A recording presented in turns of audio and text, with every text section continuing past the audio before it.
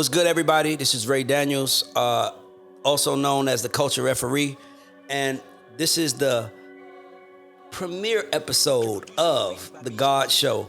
The Gauds stand for Goats and Underdogs. My guys are gonna put it under the screen, so you'll probably see it right here, what it stands for.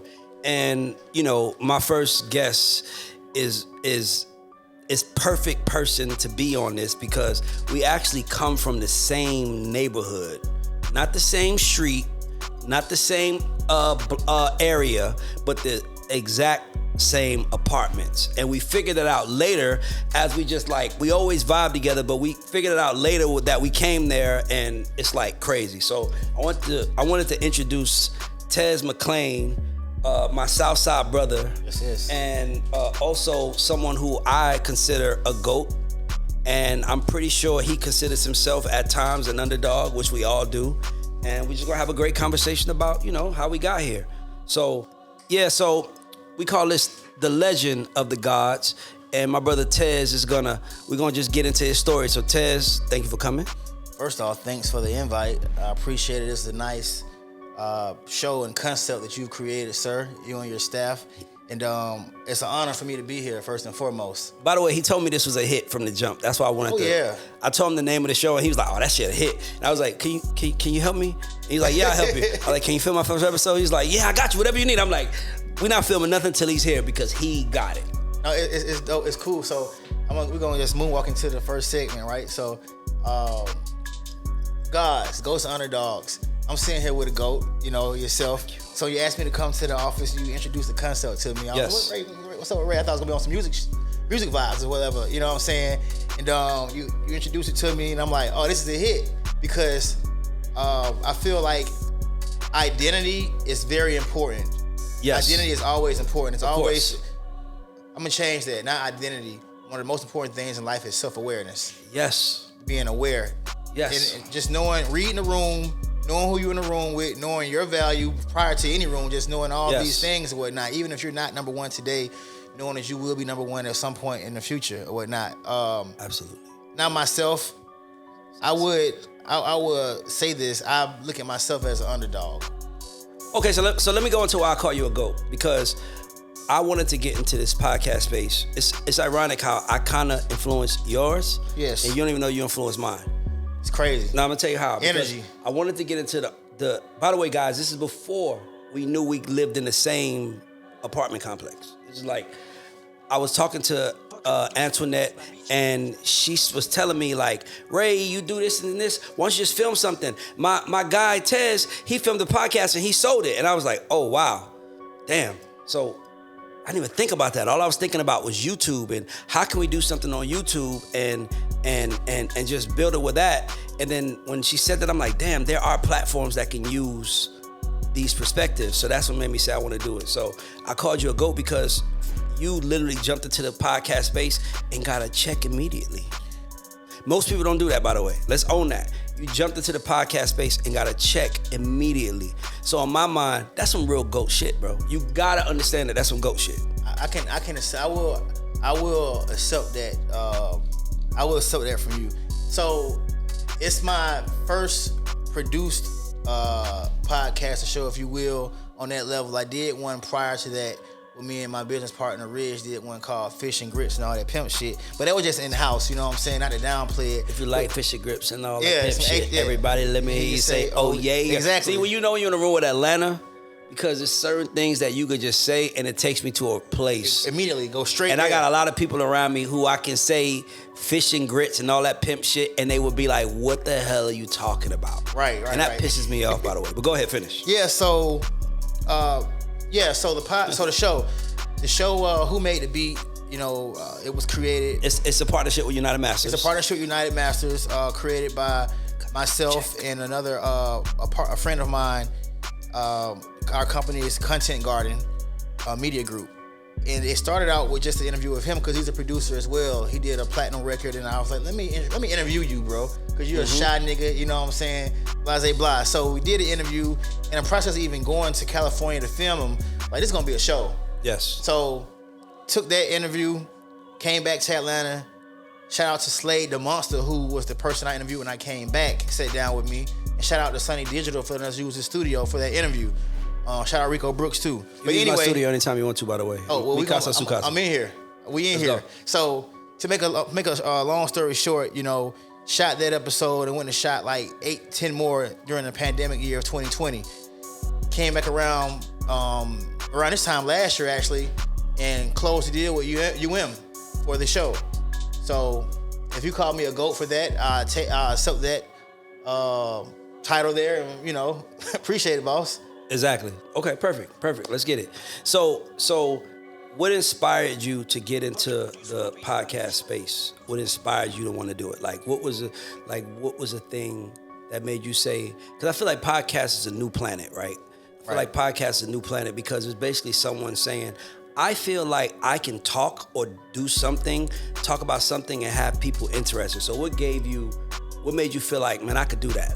Well, like I said, it was actually by accident. Like I fell into it. Mm-hmm. You know what I mean? You know how like some of the rappers that we listen to from a certain era was like, man, I ain't even want to rap. I was doing this right here. And they just happened to be like multi-platinum rappers and whatnot. So I was just interviewing my friend because I thought he should get his proper acknowledgement.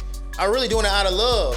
So I guess the universe of God, you know, blessed me with this proper production and the opportunity that it presented. Outside of that reason, once it became a real idea that was going to be manifested, I wanted to do it because I had said earlier in private, I was trying to get a job. I wanted to work. I wanted to be a part of this ecosystem that you are. I want to say one thing very important. Most of the greatest CEOs and businessmen are people, and businesswomen are people who wanted a job, couldn't find one, and decided I'm just gonna try and go. That's a great point. Message, but yes. Message.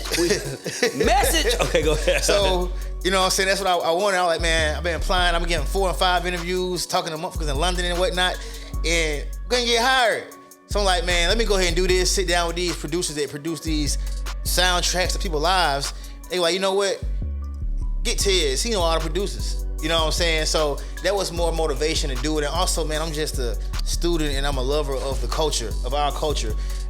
Hip hop culture, the biggest export that the United States have, that people have, you know what I'm saying? Hip hop has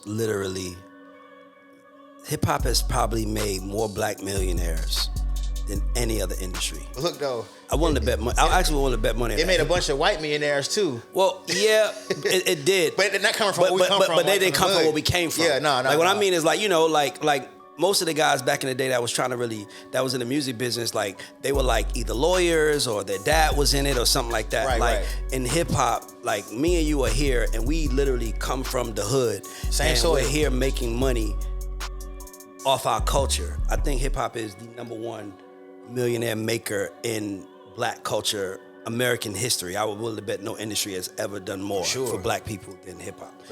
I've done a lot of other stuff too, but I just want to add that. For sure, yeah. So you speak about where we come from, like south side of Atlanta, Georgia, specifically College Hidden Park. Woods, Old National, Godby Road. Godby, Hidden Woods, apartments. This is early 90s. This is a different time period. You had to be there. You had to be outside.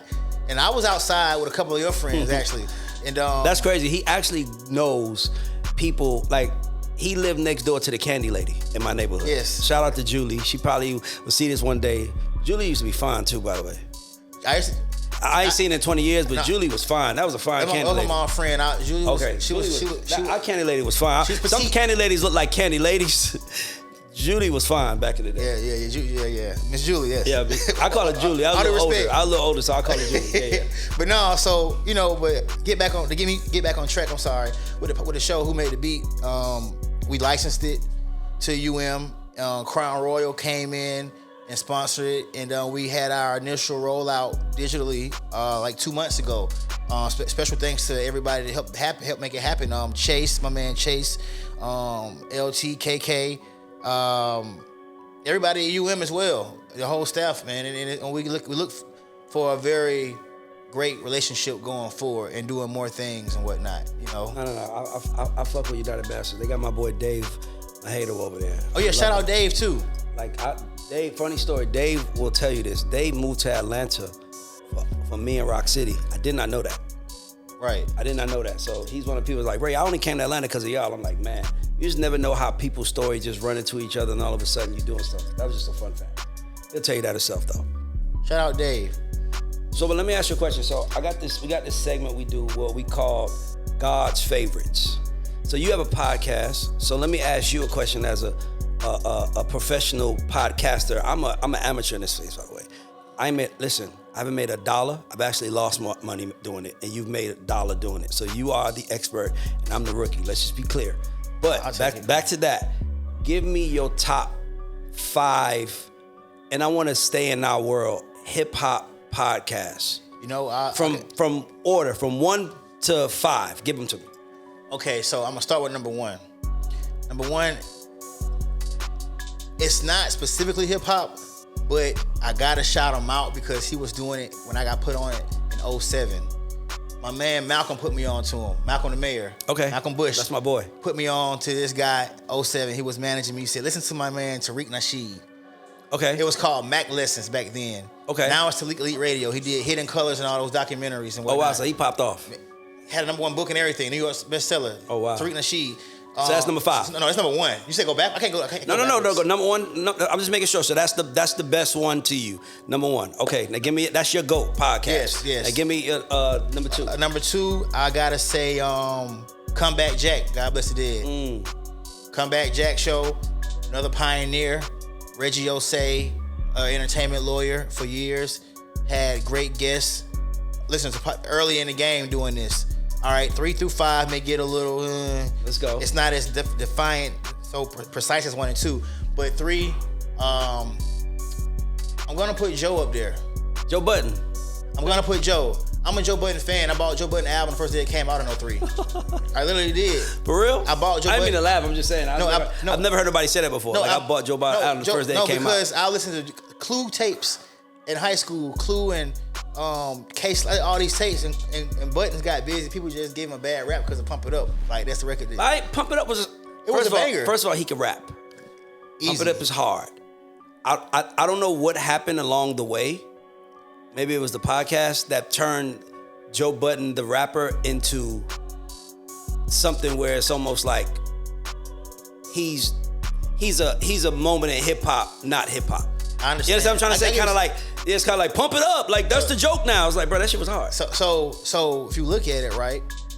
If you go back in your timeline and look at YouTube, circa 07, 08, 09, he was the first rapper documenting his life with Tahiri and all these things. Yes, he was. You know what? He was. He was early. He was one of the first podcasters for sure. He was very transparent. By the way, I was one of the first podcasters in history too. I had a relationship show. I was Kevin Samuels before Kevin Samuels. Oh man. I had my book bag. I'll show you our clip.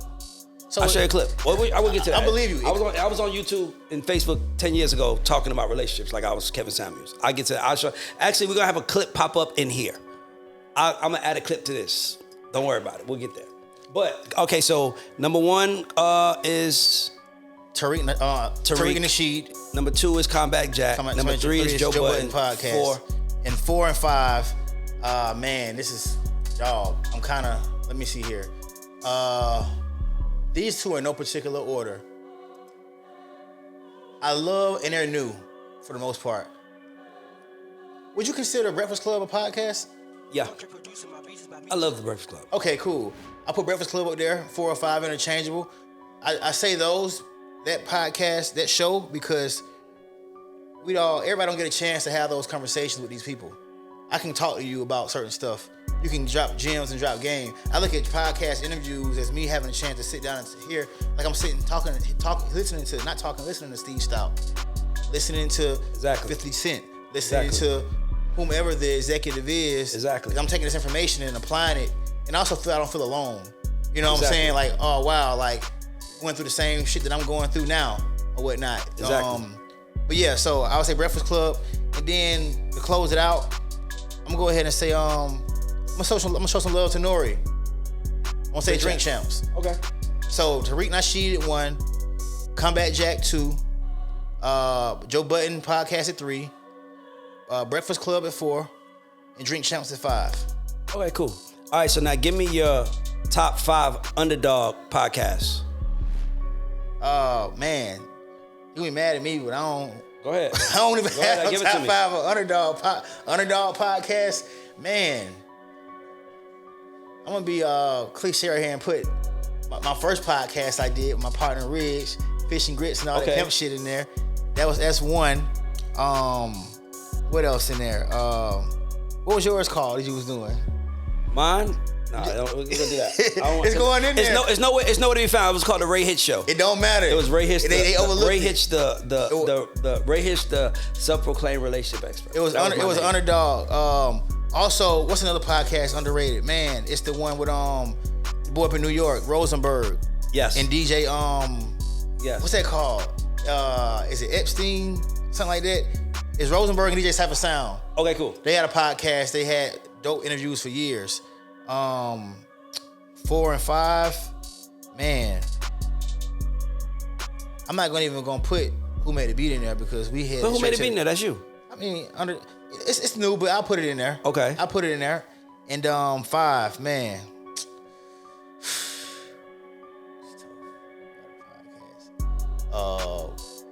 I would say it's a podcast called I think it's called Dissect or Decoded or something like that, and they break down lyrics. Oh from, wow. Like Kendrick, Jay, all these they break it down and they do a whole episode about like how these lyrics mean so much more than what we hear to our naked ear. You know what I'm saying? I think that's a real big. I think it's a creative show actually. Okay. But that's my yeah. So let me ask you a question. I'm gonna play a word game. When you hear the word GOAT, take everything out. When you hear the word GOAT, what's the first person, team, anything that pops in your head? When I hear the word GOAT, off the top, I think of two people. I think of MJ and I think of Hove. That was mine. I don't know why. It's just I hate to do it, but that's just what comes to my mind immediately. MJ and Hove when I hear the GOAT. You know what I'm saying? Those two are like synonymous. And any Mike. Okay. Jordan, Jackson, Tyson. Okay, so give me your favorite underdog.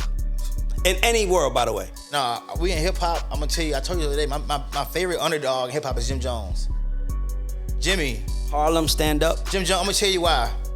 Because I watched Jim Jones, not personally watch him, but I've seen him be like Cam's sidekick, so to speak. No disrespect. Then he did verses on Diplomat Immunity album and all the mixtapes. When Jim Jones is the first. He was security. He was road manager. He was hype man. Listen. Okay. People must know this.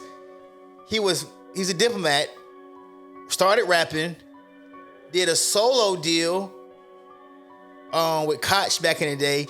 Got a A&R executive job at Atlantic Records. Directed videos for Lil Flip, all the acts on Rockefeller. Engineered when he found out how much engineers were getting paid from the label. Started engineering albums, projects. Then did a #1 record with Ballin'. Then did a reality show. Damn, he was the first love of hip hop. That's crazy. You know what I'm saying? Damn. He was in the mix early on. You know what I'm saying? And he's a household name, and he came from that. You know what I'm saying? He grinded and worked this way. Jim Jones is someone I want to have a conversation with on some mentor-mentee type shit. All right, bet. So I got some questions for you, and I don't want you to think too much of it. I just want you to kind of spitfire and just answer them. You ready? All right, let's go. Are you ready, brother? All right. Who was somebody you was determined to prove wrong from when you were younger? I'm gonna be lame and say probably a chick I dated or something like that. Now we need to know. What chick? Like, was it your first girlfriend? Like, who was it? It was. And why? It was somewhere probably my early in college or whatnot. You know what I'm saying? A young man and had pizzazz and whatnot, but kind of short on bread and things of that nature and whatnot. I just wanted to prove it. You know, I'm lying. I'm lying. I'm sorry, Give it to us. y'all. Come on, man. Give it to us real. I don't mean that at all. Give it to us. You know, I'm lying. To be honest, I'm in competition with myself, Ray. I'm gonna be real with you. I'm gonna be real. That's my honest answer. I can't switch So it you're up. the hero to your younger self. Yes. I say that all the time. That's what it is. I'm the dream that 16-year-old Ray had. I'm the dream for him. Yeah, like I'm on that. I'm not I got love for everybody, you know what I'm saying? So it's cool. So give me someone you don't want to be like. Man. Bad cop now. Nah, it could just. Dylan, and Dylan. All right. Was there every time you thought someone was gonna have your back and they didn't, and you had to overcome it?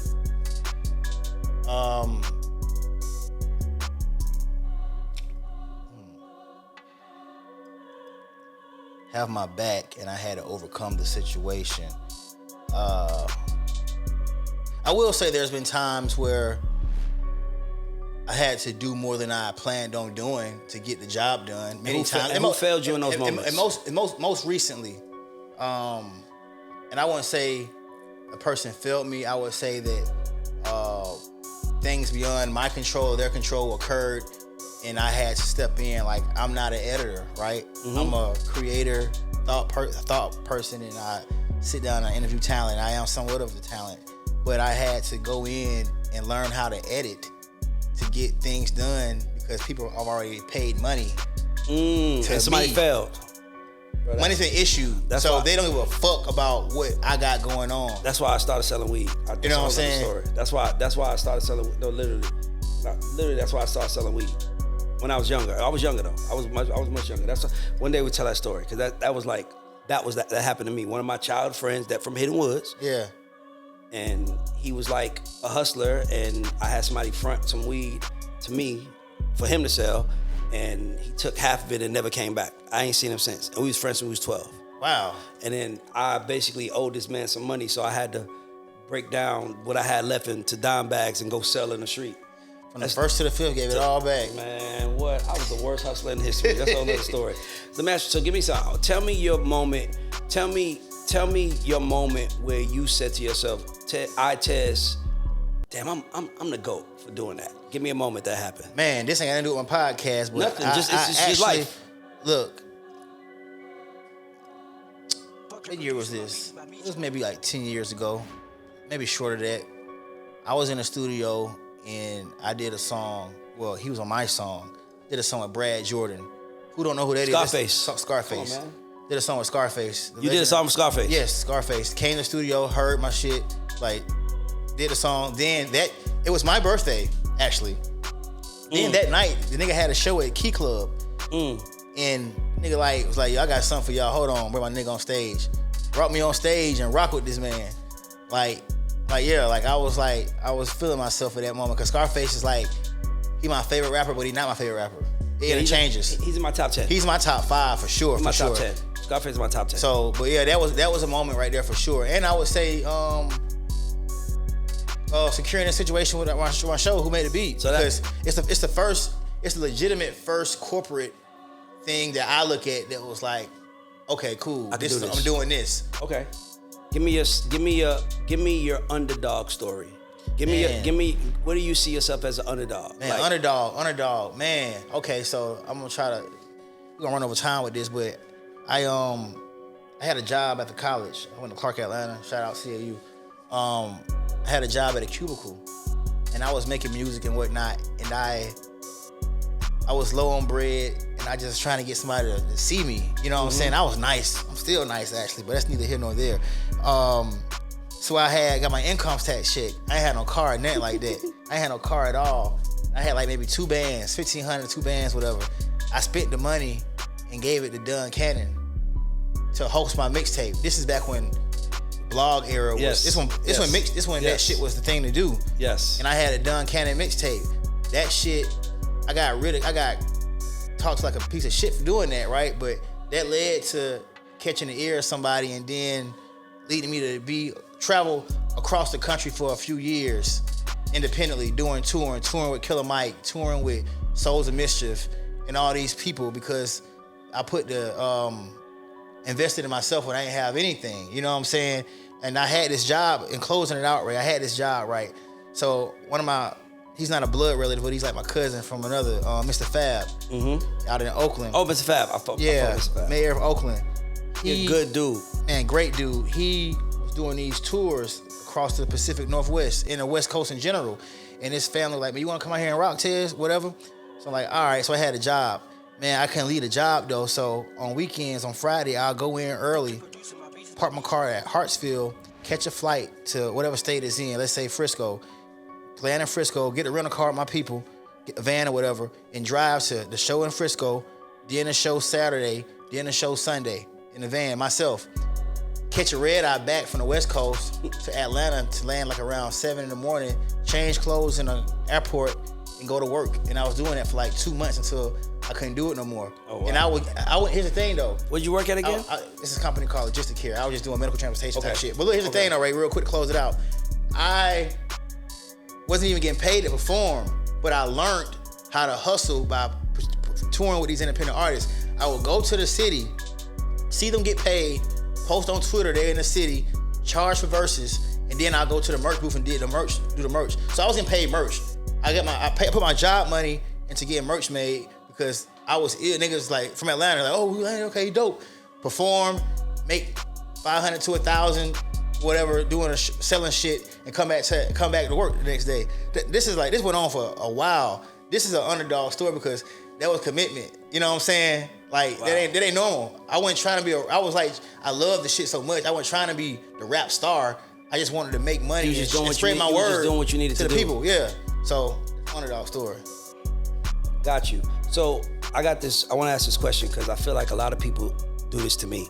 Man, I want you to mentor me. And I'm like, I already am. Right. So, my question to you is, give me somebody you've learned. Give me someone you've learned the most from that you've never met or you've never interacted with in a position to learn from. Like someone you learned from without knowing. Wow. That's a good ass question. God damn, that's a hard ass question.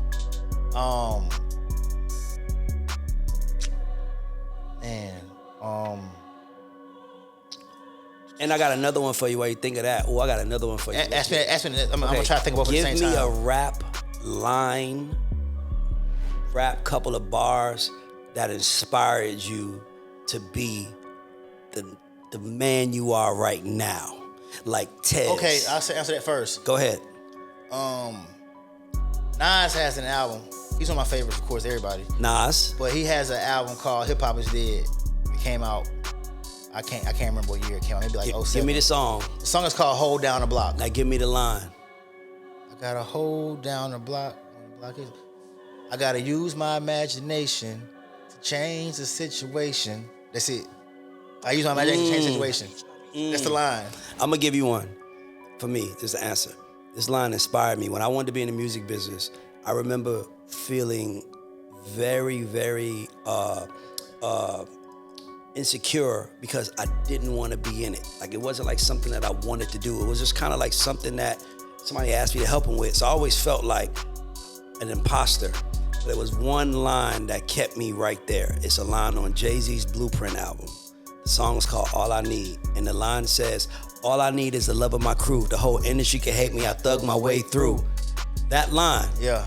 Every time I was messing up or every time I felt like I wasn't doing something right, I looked at the people around me and them saying I was doing something right is what motivated me to keep going. Oh, yeah. Now, give me someone you learned from. Oh, yeah, someone I learned from. Like I want to go back to who I said the underdog again. My favorite underdog, Jim Jones. Just watching dude, bro. Like literally just. So Jim Jones is probably he's the greatest teacher you've met. That the greatest teacher you had that you haven't met. He's one. Yeah, I would say that. Let's give him his flowers. Yeah, I would say that because everybody else like came in as the focal point. They came in as the guy you got to pay attention to. So he was the guy that you watched and said, I could do that. Yeah, gotcha. Because it's really he's a nigga that okay, the car fucked up. Let me get under the hood and fix this shit real quick. Exactly. Let me go paint this shit. Let me go get the. He did that, and he did. And you know, I'm a Southern nigga. I'm from Atlanta. You know, I know my cultural things. He's from Harlem. He's a stylist. He do it with style too at the same time. You know what I'm saying? Get on a fucking interview and get vulnerable and start saying real shit. Jim that nigga, man. I'm sorry. Love it. Shout out to Jim Jones, man. Somehow we got to make sure he get this clip. I'm gonna send this clip to my boy Chubby, man, and make sure he get it to Jim, because that is dope. Because that's what to me this is about. This show is about. I feel like there are times where I walk in rooms and people will be like, "The GOAT," and I'm like, "What?" Bro, there's some rooms I walk in where I am the complete underdog, and I was like, man, sometimes I feel like I'm the GOAT. You know, when I look at my kids, I look at my family, I look at what I've accomplished, I'm like, damn, I'm the GOAT in a lot of ways.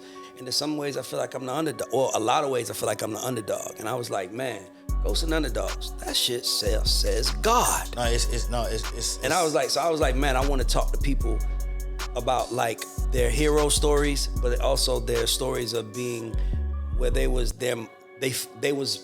feared the most. And to me, I feel like you're the epitome of that because you're someone who started something without no clue and made it into something. And to me, you started as an underdog, but you finished as a GOAT. And I feel like that's what life's about. We got to do that every day. So that's what I would say. I appreciate that, brother. I got to shake your hand on that. Man, this is our first episode. I don't even know if it's good or bad, but when y'all hear it, tell us what y'all think. When y'all see it, tell us what y'all think. But I just wanted to make sure I shot it with somebody who I fuck with from where I'm from. One more thing. Tell me. It ain't as profound as you just said, but I just want to say some other shit. I fuck with 50 too, heavy. 50, like 50, like dude just... Man, he is Get Rich or Die Trying is the greatest underdog story in rap history. Like the fact that dude just took care of the whole squad. He sacrificed records, gave them to everybody else so they can do what they do to move what need to be moved, and then switch over and tell these.